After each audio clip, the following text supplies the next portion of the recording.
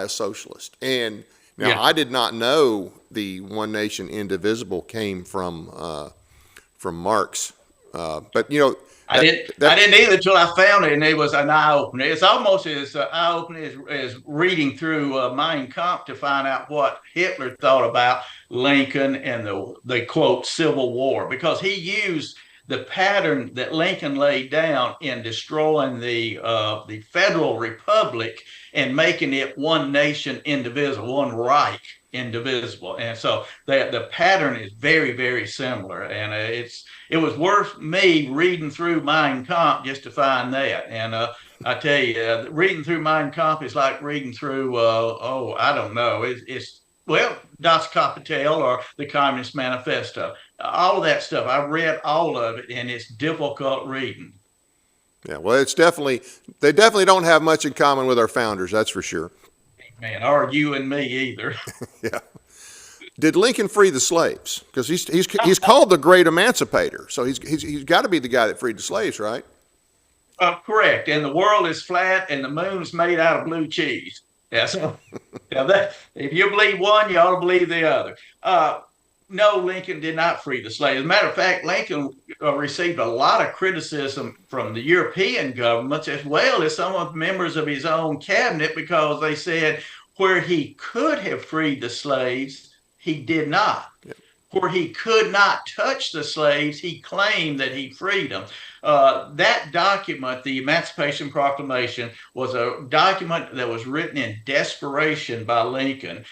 He was trying to put a wedge between the European powers and the Confederate States of America, make it look as if maybe if they supported the Confederacy, they'd be supporting slavery, because the Europeans were basically anti-slavery. But guess what? So were most Southerners at that time. So but anyway, that's one thing he was trying. And the second thing that he was really hoping for, and the North pushed for quite often, was trying to instigate a servile insurrection in the South. They wanted those slaves to rise up and attack the folks at home, much like the slaves had done in the Haitian rebellion. And if that had happened, most of your Confederate soldiers would have to leave to go back home to protect their wives. Because remember, it was nothing but women, old men, and children left in the South. But the slaves did not rise up. Now, I'm going to make a statement here that some people have trouble understanding, but the slaves did not rise up because, number one, the South was their home. They were not African Americans. They were Americans of the South with African lineage, just like I'm a Scottish lineage Southern American, but I'm not a Scotchman. And these blacks, these slaves, although they did not like slavery, they did not hate their white neighbors and white friends. And if you don't believe me, go back and read the slave narratives that the federal government did itself, and you'll see so many times they were asked, well, why didn't you just leave, or why didn't you rise up? And they said, we couldn't do that. We just soon as attack our own people, our own, then attack our white friends and our white neighbors. The slaves did not like slavery, but they did not hate their white neighbors and friends. And one of the main reasons, they were Christians. They were some of the best Christian people in the South at that time. Thou shalt not kill meant something to them. So no, they didn't rise up. And if they had, the Confederacy would have been doomed within 6 weeks. Absolutely. And like you said, they tried to instigate that, but they weren't successful. And I think that says a lot. I mean, you have to.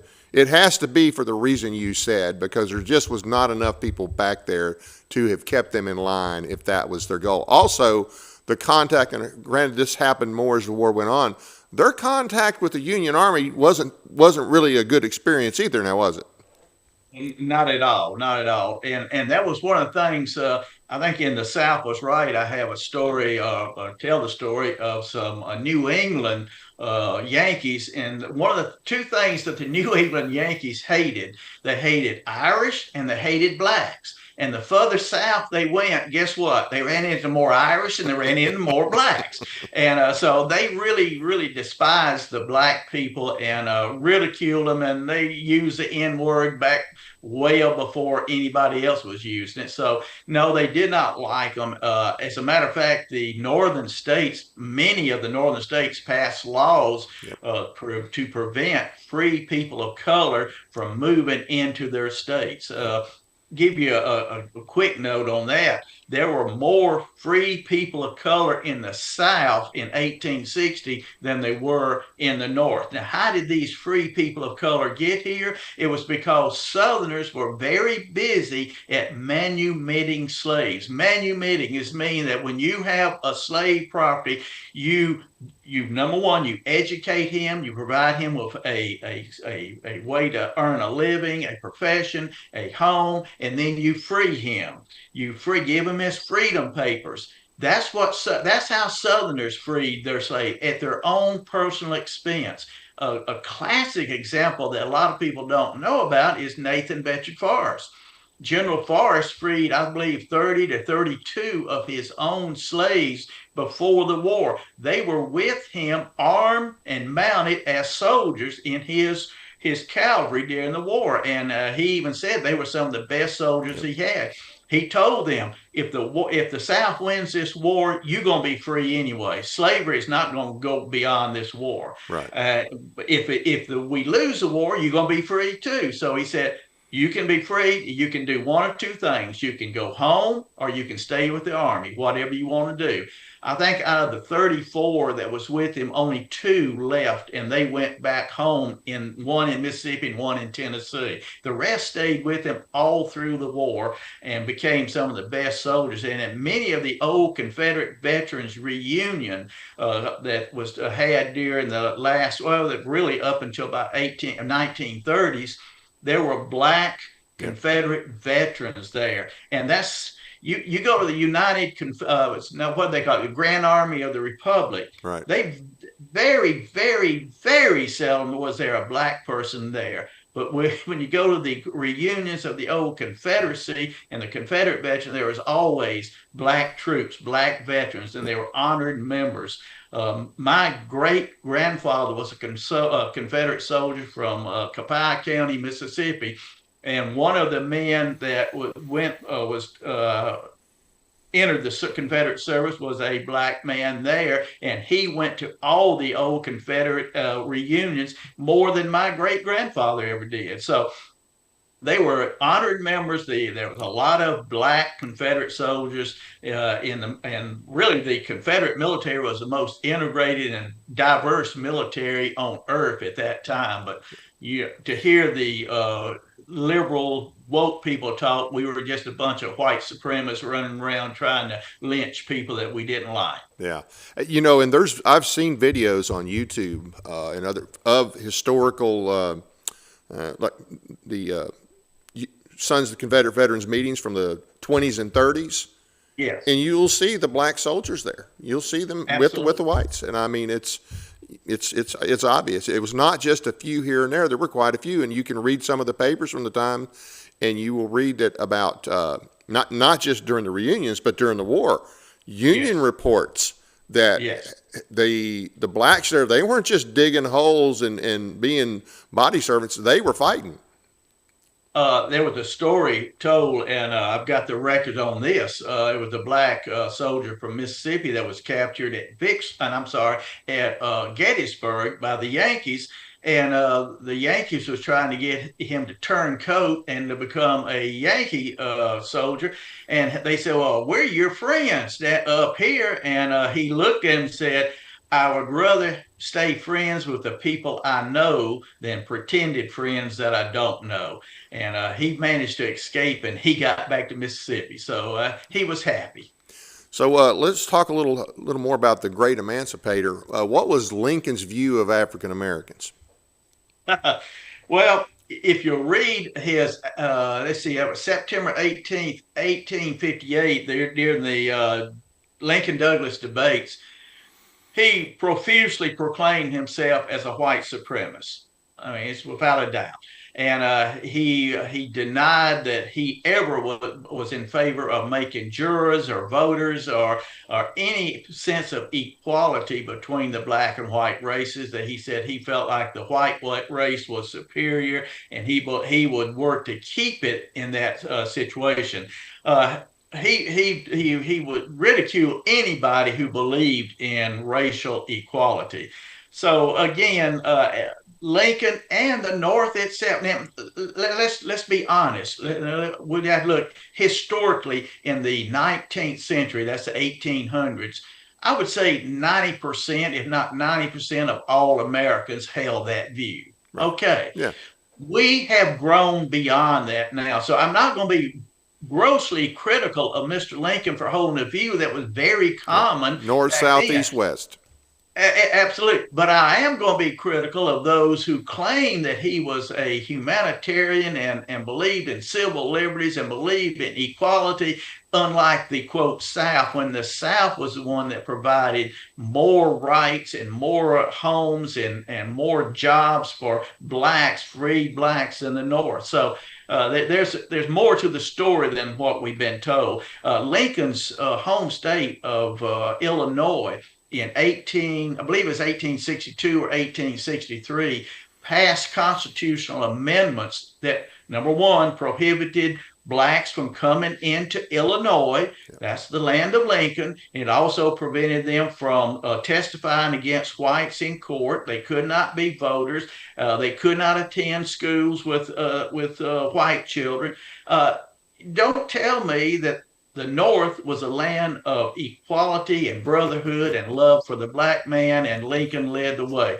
Malarkey. There's a different story there. The truth will really, really shake you up when you start looking at that. Yeah. They were freedom and equality for the blacks, but only in the South. They didn't want them up there. Absolutely. Michigan, Illinois, Ohio, other states, either, like you say, kept them out altogether, or in some cases, they would require a bond that was more than most white people could have afforded at that time. And step out of line one time and you're gone. So absolutely. And that was one of the main reasons, and people don't realize this, is one of the main reasons that the Republicans and Northerners fought to keep the quote territories free from slavery. It wasn't necessarily the slavery that they disliked, it was the slave that they disliked. They did not want the black man in the white territory. Right. Lincoln emphatically stated that he was for preserving that territory for free white labor. So, and most politicians up north agreed with Lincoln on that. That's why they were so adamant. One of the reasons they were so adamant against the South taking their slaves into the territory. Not only would it provide for maybe growing more Southern influence in Congress, but the worst part was that you were bringing black people into a lily white society, and they was having enough trouble getting rid of the Indians, so they didn't want the red man, they didn't want the brown man, they didn't want the black man, they just wanted good old-fashioned pale Yankees. Now, Sherman and Grant, they were not, they were pretty much the same mindset, if not worse than Lincoln. And in fact, the Emancipation Proclamation caused some trouble within the military. I mean, they were like, hey, I didn't sign up for this. I signed up to keep the Union together. I didn't sign up to free the slave. Absolutely, and that was almost cost Lincoln the election in '64 because that one issue. It was not a popular issue at all. The number of recruits went down radically once that Emancipation Proclamation was first announced. And that's when they started having draft riots. Remember the terrible draft riots they had? Matter of fact, right after the Battle of Gettysburg, several battalions or regiments of Gettysburg troops had to be marched to New York to put down the race riots because the people in New York was just incensed that they were going to have to go to war now and fight to quote free black people. And like you said, that's not why they signed up to begin with.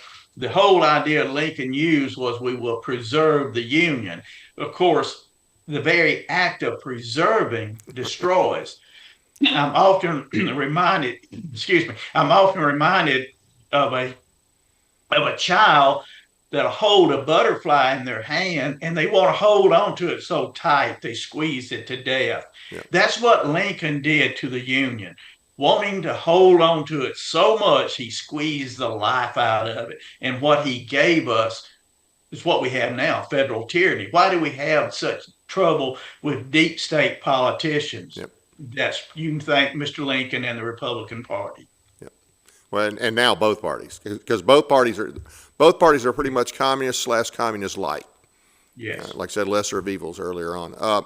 In one of your books, Lincoln, Marx, and the GOP, you state that Lincoln's administration, the GOP, and the Union Army were supported by socialists, Marxists, and outright communists. Yes. Were there any communists in the Lincoln administration? Lincoln has the dubious honor of having the first outright communist, not only communist, but a personal friend of Karl Marx in his administration. Charles A. Dana, who was Assistant Secretary of, I believe it's Assistant Secretary of War in the Lincoln administration, was a communist and a close friend of Karl Marx. One of the guys who was a Union general, Joseph Wiedemeyer, was a communist. He was a fellow communist with Marx and Engels in London, came to the United States and had published the first, if not the first, one of the first copies of the Communist Manifesto.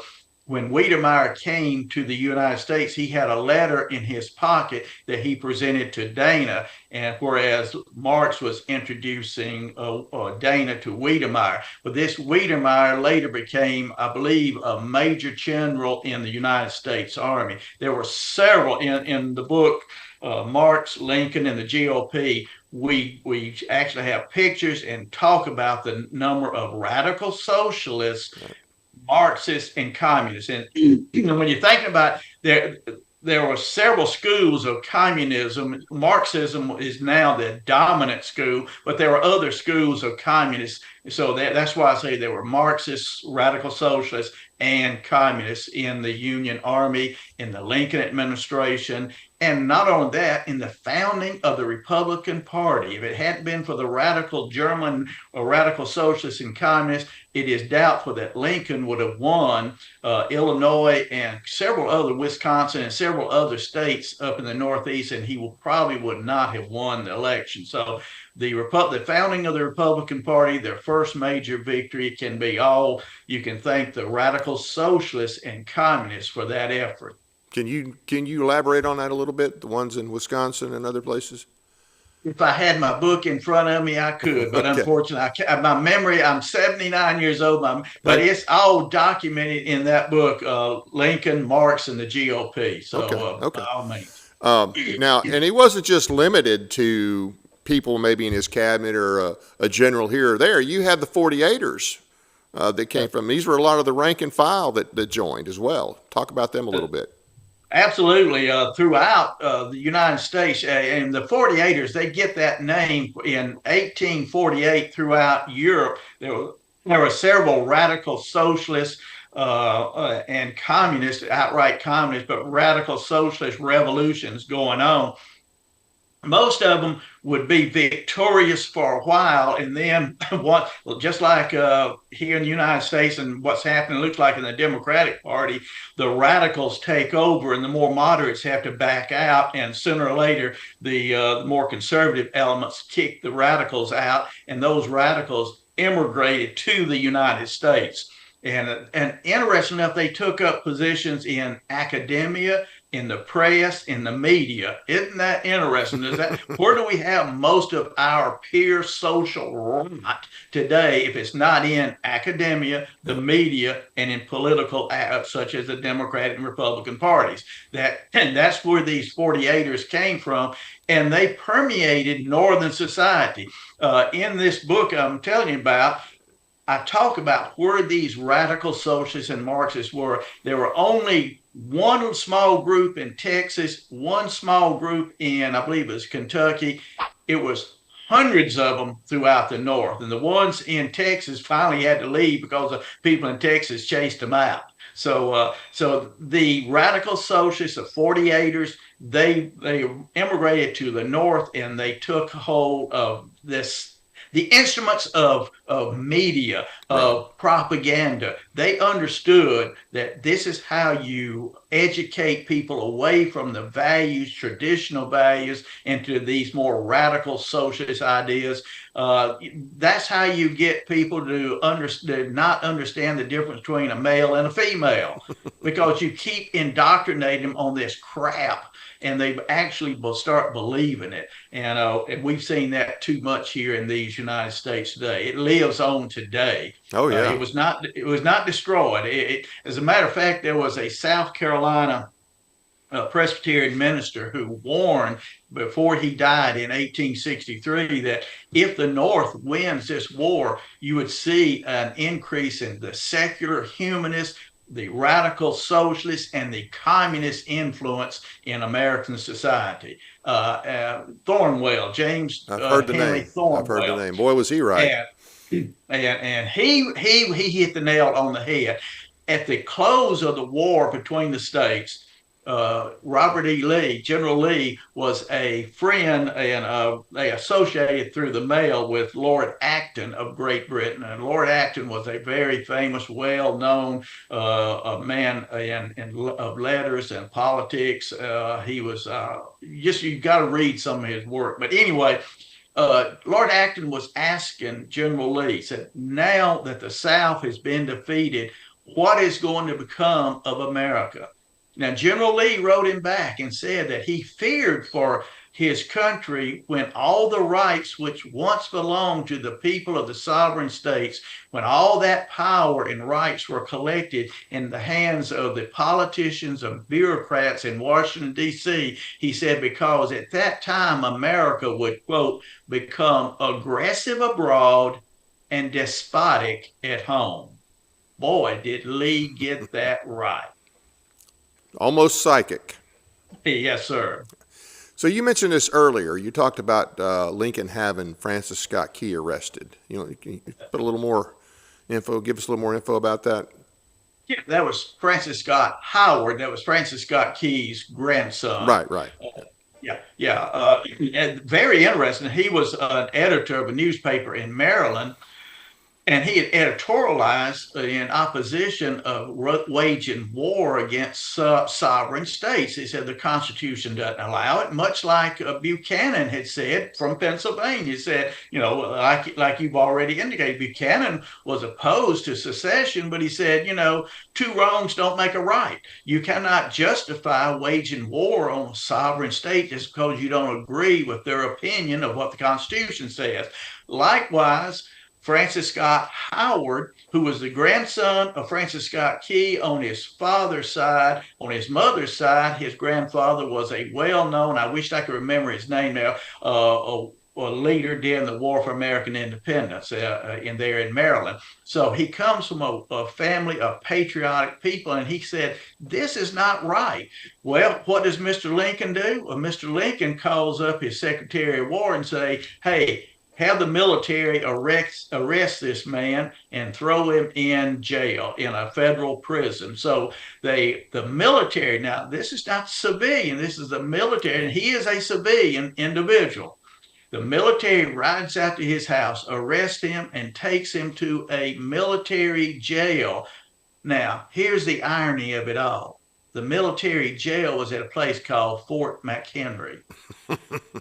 Is that not? And he made the statement. Francis Scott Howard made the statement. Said the next morning I awoke, and looked at that flag of that country that my grandfather was so proud to write about. And I had the feeling that that flag now must be representing not the freedom that my grandfather loved, but a tyranny. And he remained in prison for almost a year. Lincoln offered to let him out if he would sign a document saying that he was wrong and he apologized. He said, "Never will I sign such a document." So he stayed in prison in incarcerated by the military, a civilian, Yeah. and a grandson of Francis Scott Key. Next time you hear the Star Spangled Banner, you think about that. Yeah. Think about Mr. Lincoln, the man that you might want to worship as America's greatest president. Think about what he did to this man.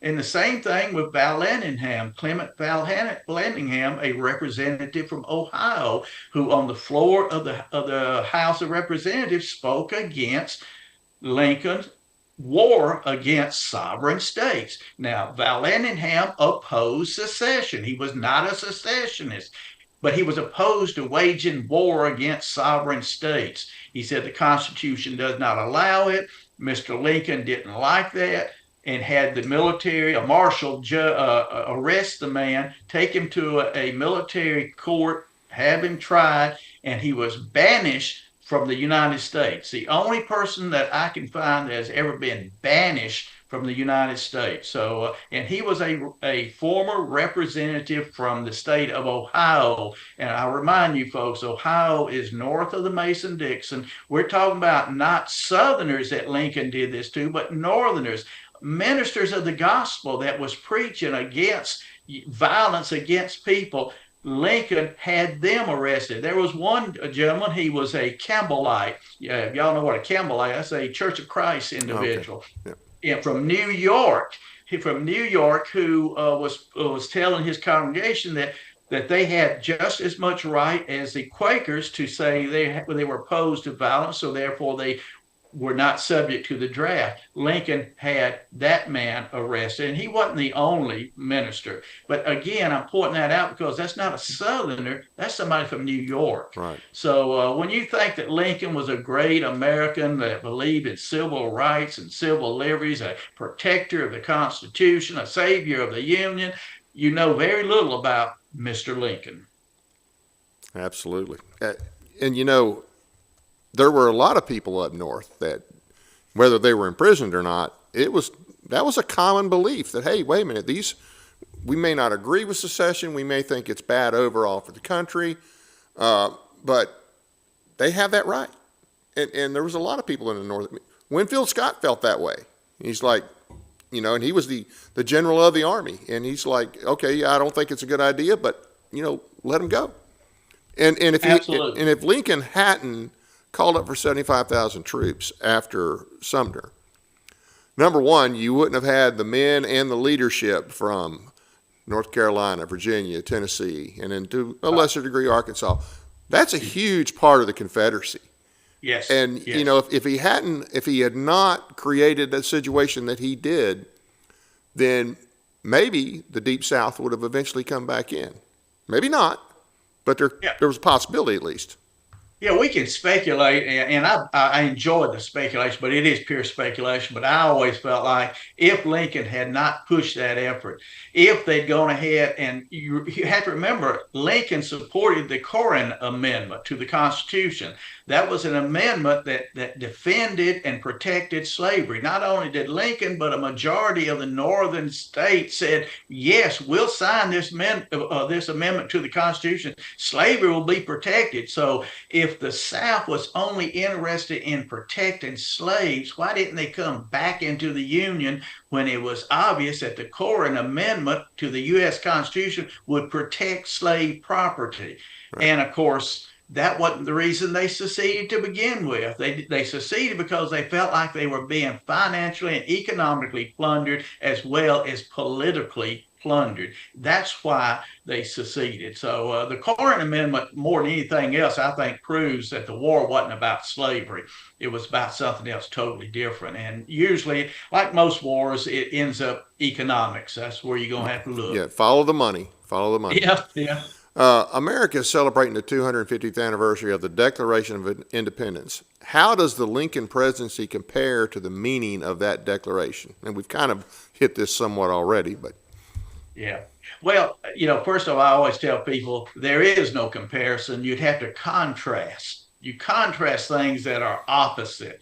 Things that are similar, you can say compare. You can compare an apple to an orange. They're fruits, they're sweet, etc. But Lincoln is black and white. It's totally different because if you look at the very first words of the Constitution, I'm sorry, the Declaration of Independence, it tells us that people have an unalienable right to alter or abolish a government. Now, if they have the unalienable right to abolish a government, that tells us that the government is not perpetual. And Lincoln said the Union would be perpetual, it would last forever. And again, I'll go back to the analogy of my wife and myself. Our union is perpetual as long as the agreement that we made, the vows we made are maintained. But you break those vows, and then that union is no longer enforceable. So it is perpetual as long as it maintains itself according to the document that founded the Union. So Lincoln really stand out as somebody who opposed the very of the Declaration of Independence. The Declaration of Independence clearly states that the only legitimate government exists by the consent of the governed. yep, absolutely. After Appomattox, after the defeat of the South, would somebody please tell me where was the consent of the people of the Confederate States of America when they were forced back into a union that they did not want to be a part of, in total violation to the Declaration of Independence? And it's going to be very interesting in the next rest of this year. This nation will be celebrating the 250th anniversary of the signing of that document. I wonder how many people ever stop to think about Appomattox and the consent of the governed. How many of them will ever think about the right of a people to alter or abolish a government? Yep. Hey, that kind of sounds like what the Confederacy was doing, but yet Mr. Lincoln didn't see it like that. So as I said, you cannot compare Mr. Lincoln's view of the Constitution. You have to contrast it because it is totally in opposition to what our founding fathers gave us. America is an exceptional nation if you follow the Declaration of Independence, and the Constitution is based on that concept right there. The very first words of the Article 1, Section 1 of the Constitution states, all power herein granted. That tells me that a superior force is granting authority to its agent. Who were these superior forces? Well, go to Article 7 of the Constitution. It was we the people of the sovereign states. And then to top it all off, we put the 9th and 10th Amendment in the Constitution. To remove all doubt. To let everybody know, hey, just because it's not written here doesn't mean it doesn't exist. And that everything that we don't grant is reserved to we the people of the sovereign states. Those amendments in that Constitution, just like the Declaration of Independence, is basically a dead letter. The federal government does what it wants to do. We, the people, don't have the final voice on how we are to be governed, and that is so totally un-American. Well, hopefully during this year, more people will read it and will connect the dots and say, hey, we're getting ready to celebrate something that we really have not experienced to a great degree, well, for most of our lives. I mean, really all of our lives. Absolutely. And that's pretty sad.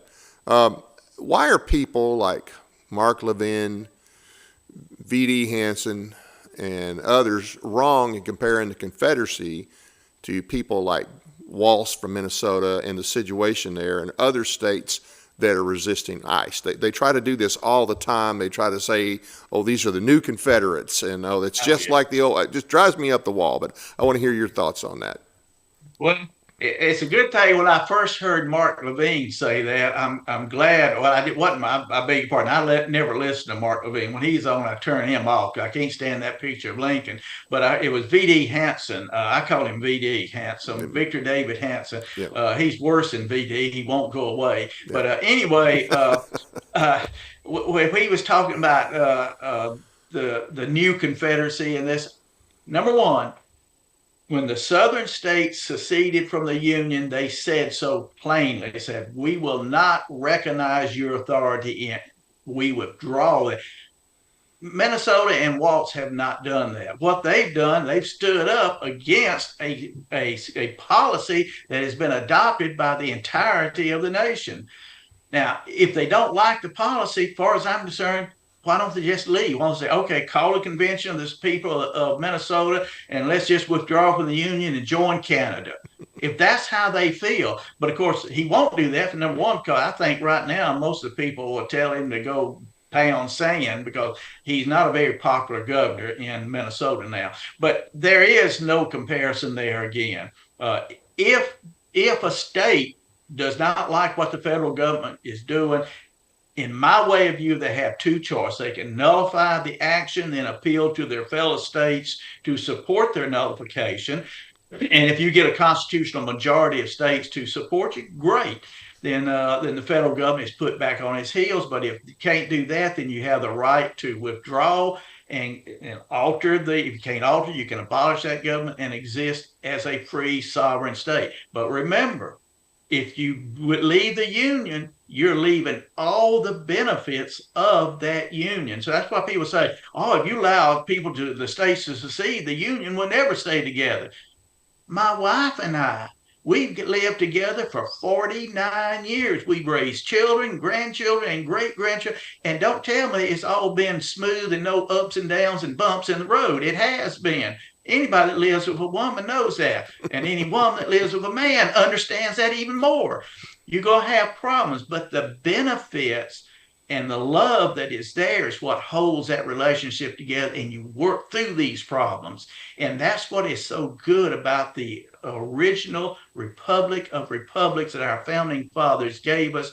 We were held together by the mutual benefit and goodwill. We respected each other. We didn't deride each other. We didn't ride on the backs of others and force others to pay our bills. We were a free people then. And if the government got out of hand, the federal government feared what we would do to it. yeah. April the 15th is coming up here pretty soon, folks.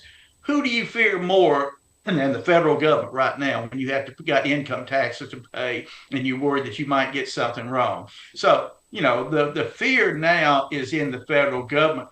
We fear the federal government. The federal government does not fear us. And that is all can be laid to the foot of Abraham Lincoln and the radical Republican Party. Last question for you. Most conservatives complain about federal government overreach. Well, I don't think Lincoln is directly responsible for all the garbage we face today. I mean, we did have FDR, we had Wilson, we've had everybody since then.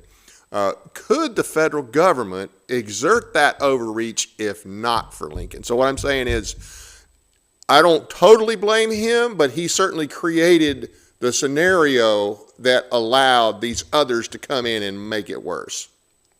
Absolutely. But you always remember, if it wasn't Lincoln in 1860, it could have been somebody else in 1864 or 1964 or 2064. What I think it was. I'm trying to think of the gentleman said that eternal vigilance is the price of liberty. Yeah. We have to be eternally vigilant. Freedom is not just in the air. Our liberty is not just self-protected. We have to be promoters and defenders of our own liberty, our own freedom. And this generation, must do what it is required to see that future generations are bequeathed that same amount of liberty and freedom.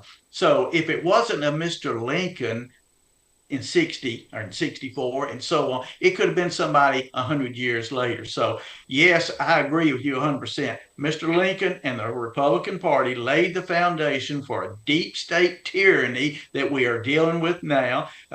President Trump is doing good work, I think, trying to rein in, but he'll never, I don't care how good he does that, 20 years after he's gone, guess what? The mechanism for federal tyranny still exists, thanks to Mr. Lincoln. So, I hope our commander in chief, I wish him well. I hope he can rein in the overreach of the federal government, but that's only temporary relief, folks, until we return to a policy where we, the people of the sovereign states, are the one who will be the final judge of how we are governed. The federal government will always be a potential tyrant. So we had to find a way to reform I call them the stinking Lincoln worshipers.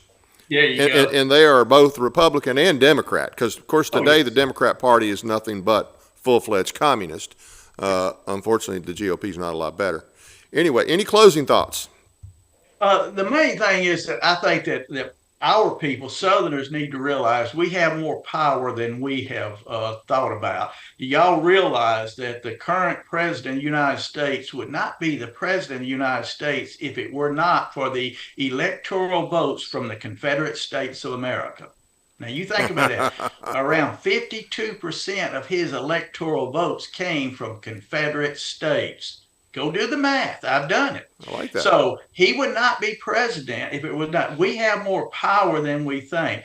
And as far as locally, we must learn how to make sure local politicians and our elected people understand that we do have that power. And if you vote against our interests, we will vote against you. We have a long memory. We will remember if you're running for senator in Louisiana and you used to be a representative in Louisiana, and as a representative, you voted along with Pocahontas and the other liberals to get rid of the names of the Confederate names on military bases and to remove the Arlington Reconciliation Monument. If you voted along with those liberals, we Southerners, we gonna remember that. And come election time, we gonna vote accordingly. And that is our right to tell people how we feel. So, and I hope you noticed I said Louisiana running for senator, a representative in Louisiana who may be running for that office,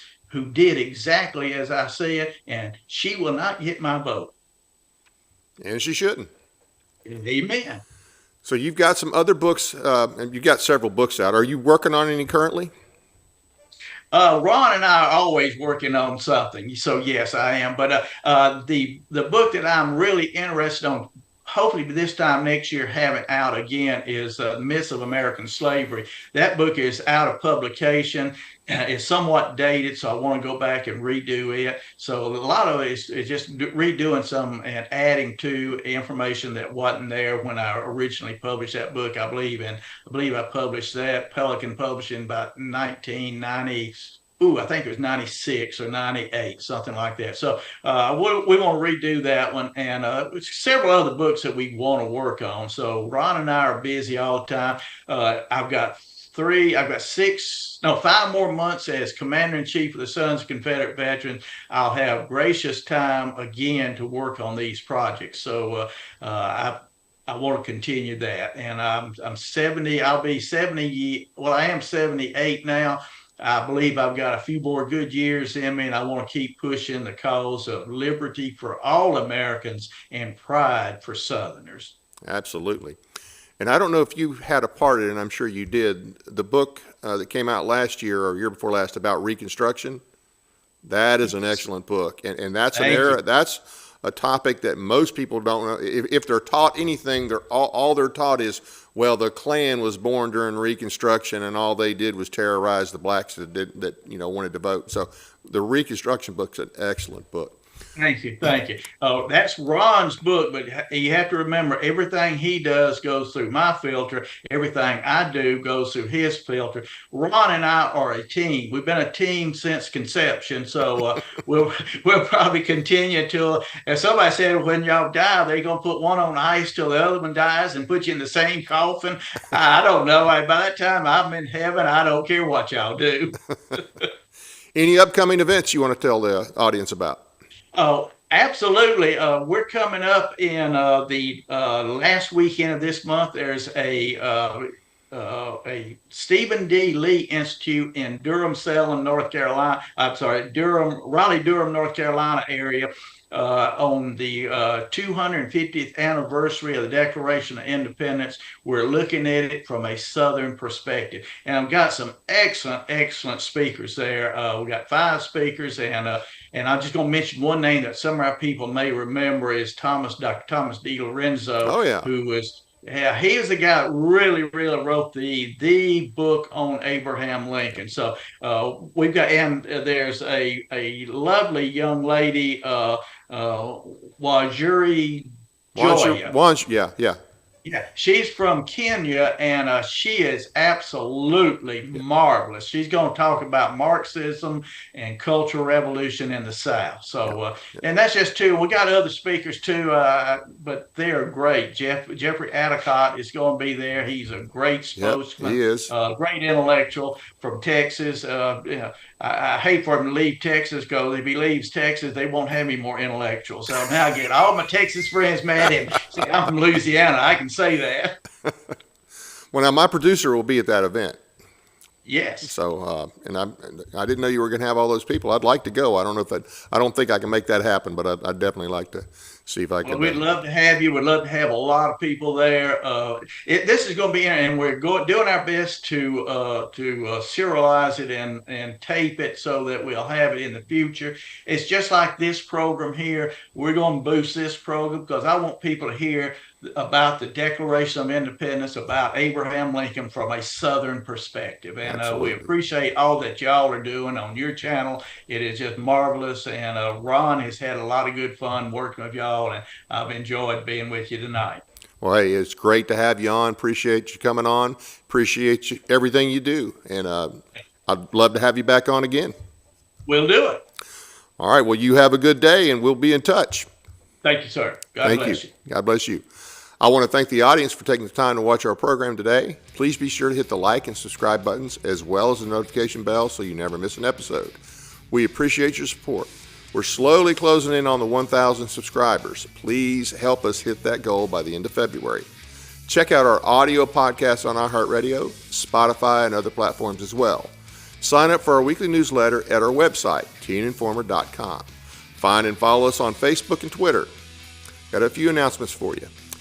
Our General Assembly is back in session, and there's a lot of important legislation being presented, good or bad. I can't really cover all the legislation as it works its way through the various committees. Obviously, I will have some legislators on to discuss specific legislation, but it's important to educate yourself and get involved, and when needed, make calls to the various committees on a wide array of different legislation. So I will tell you where to go to keep up with pending legislation. Anything having to do with nullification and other sovereignty-related bills can be found by subscribing to the Substack at tncss.weebly.com. That's tncss.weebly.com. Tennessee Citizens for State Sovereignty is what that stands for. For pro-gun legislation, go to tennesseefirearms.com.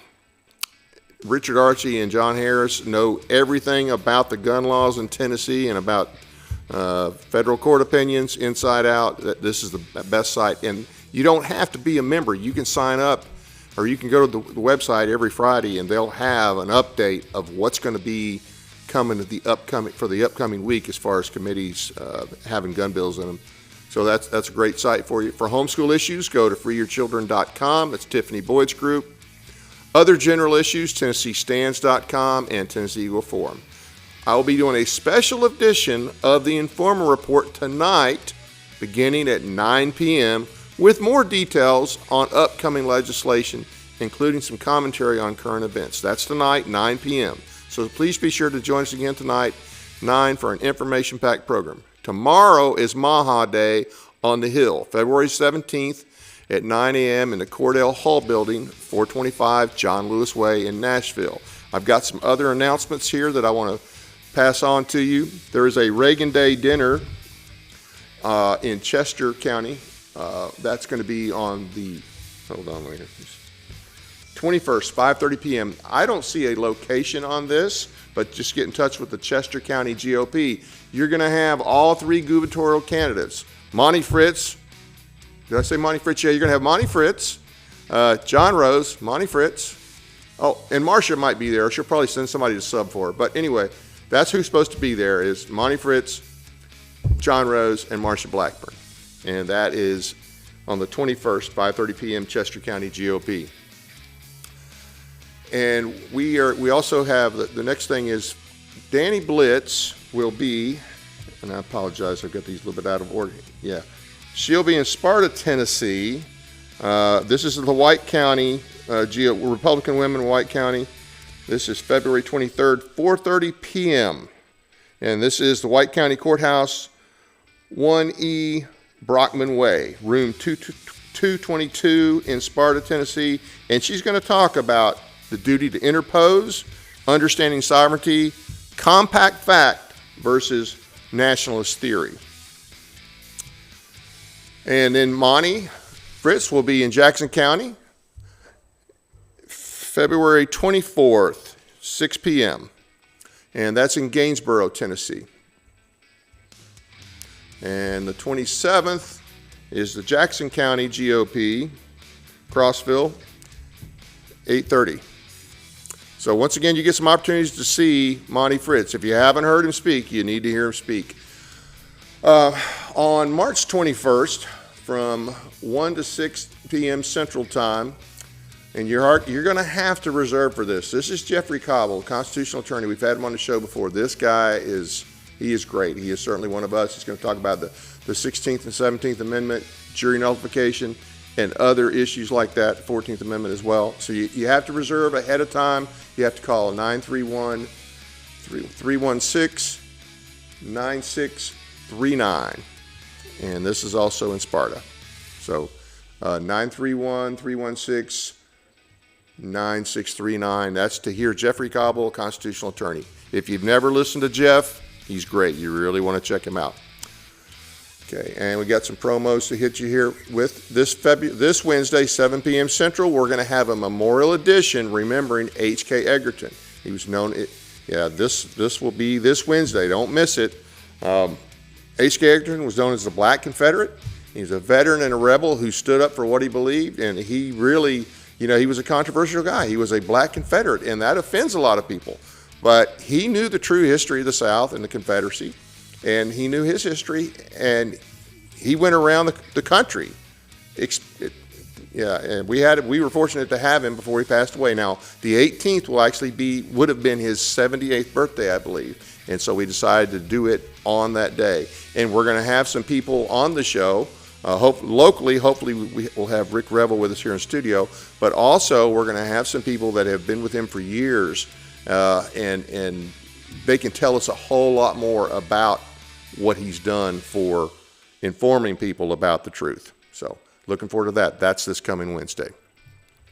And Monday, we'll be back on our regular time, 7 p.m. Central. So February 23rd, Tennessee District 79 candidate for State House is John Llewellyn, and he'll be our guest, and he'll tell us why he's running. And he's our first guest from 7 to 8. And then from 8:30 to 9:30, we are going to have, and it's also on 23rd, the founder and the current president of TEHA, that's the Tennessee Homeschool Education Association. I think he started his organization maybe 40 years ago, and his name is Claiborne Thornton, and he's our guest for the 23rd at 8:30 p.m. So got a lot of good shows lined up, and hope you'll join us. And please spread the word. We do need, we got a lot of people that watch the show but haven't subscribed. It doesn't cost you anything. We're not going to charge you if you subscribe, but we would like for you to subscribe. If we hit a certain level, it makes things a little easier for us to stay on the air. So once again, next week we'll be back on the regular schedule. Okay, I've got to scroll down here. I apologize. All right, take time to check out our other programming brought to you by My Parish TV and West Tennessee TV by going to myparishtv.com. You can find links to the Mike Weatherford Show as well as Sportscast with Jeremy Bucklow. Tomorrow night, Mike welcomes singer-songwriter Rick Revel for the premiere and debut of his newest.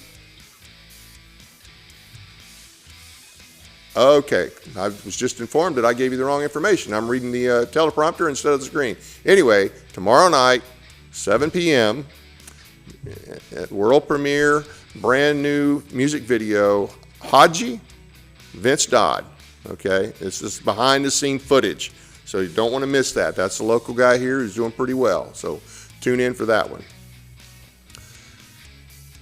And then next week, next Sunday, spring sports preview, and this is going to cover the Patriot boys soccer, track and field. Patriots are the Henry County Patriots, so this is a local interest more so. And you're going to have Coach Julian Beard, Coach Dylan Poole. Let's see, several others. Okay, so that is Sunday, February 22nd at 7:30 p.m. And we don't have a slide for this, but next Sunday, we're going to have Gene Andrews. Now, Gene Andrews has been on the show before. Usually we have him on to talk about Forest because he actually works out at the Nathan Bedford Forest home, and he knows a lot about NFB, but he is also a Vietnam veteran. So next Sunday, we're going to have him on, I think it's 2 o'clock. I'll get back with you on that. And so tune us in for next week. And come and see because he's going to tell you about his experience in Vietnam. Well, hey, once again, thank you for joining us and spread the word. That's it from Paris, Tennessee, that is.